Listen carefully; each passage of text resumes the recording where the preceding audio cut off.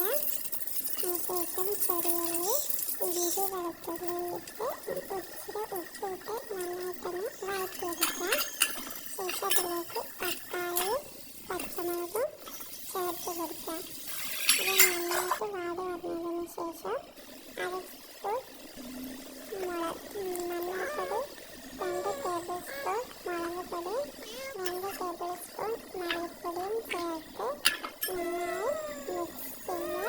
അതിനുശേഷം ഒരു ഗ്ലാസ് വെള്ളം എടുത്തിട്ട് നന്നായി തിളച്ച് വന്നതിന് ശേഷം നമ്മുടെ ചെമ്മീൻ അതിലേക്ക് ഇട്ട് കൊടുക്കാം. ഇത് നന്നായി വെന്ത് വന്നതിന് ശേഷം നമ്മൾ നേരത്തെ തേങ്ങയും ഏലക്കായും ചെറിയുള്ളി ഇതൊക്കെ അരച്ച് വെച്ചത് ഇതിലേക്ക് ഒഴിച്ച് തിളപ്പിച്ച് വെക്കുക. അതിനുശേഷം ഒന്ന് വറവിട്ടെടുക്കുക.